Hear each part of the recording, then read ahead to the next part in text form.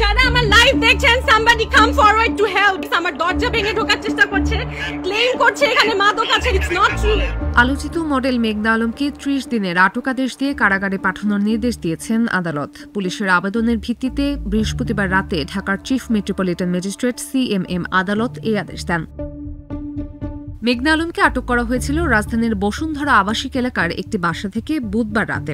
আটকের আগ মুহূর্তে তিনি ফেসবুক লাইভে এসে অভিযোগ করেন, দরজা ভেঙে পুলিশ পরিচয়ধারী কেউ বাসায় প্রবেশের চেষ্টা করছেন। আমাকে এখানে বেল দিয়ে যাচ্ছে, আমার দরজা প্রচন্ড পরিমাণে নক করছে।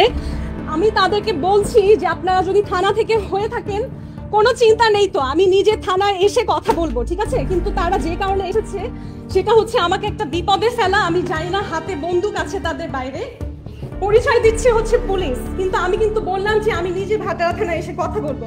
প্রায় 13 মিনিট ধরে চলা ফেসবুক লাইভটি হঠাৎ বন্ধ হয়ে যায়, যা পরে তার ফেসবুক আইডিতে আর খুঁজে পাওয়া যায়নি। তবে এর আগেই সামাজিক যোগাযোগ মাধ্যমে তা ছড়িয়ে পড়ে। মেঘনা আলম 2020 সালের মিস আর্থ বাংলাদেশ প্রতিযোগিতায় বিজয়ী হন। ঢাকা মহানগর দায়রা জজ আদালতের প্রধান পাবলিক প্রসিকিউটর ওমর ফারুক ফারুকী প্রথম আলোকে বলেন, মডেল মেঘনা আলম ক্ষতিকর কাজের সঙ্গে যুক্ত। বিশেষ ক্ষমতা আইন অনুযায়ী কোনো ব্যক্তি যদি ক্ষতিকর কাজের সঙ্গে যুক্ত থাকেন, সেক্ষেত্রে ক্ষতিকর কাজ থেকে তাকে নিবৃত্ত রাখার জন্য আটক করতে পারেন।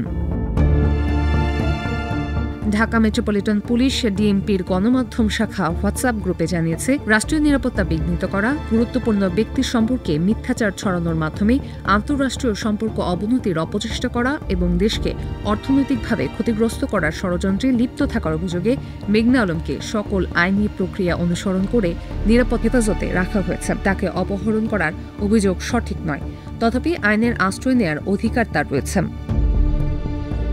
1974 সালের বিশেষ ক্ষমতা আইনের 3(2) ধারা অনুযায়ী জেলা ম্যাজিস্ট্রেট বা অতিরিক্ত জেলা ম্যাজিস্ট্রেট ক্ষতিকর অপরাধমূলক কর্মকাণ্ডে জড়িত ব্যক্তিকে আটক রাখার আদেশ দিতে পারবেন।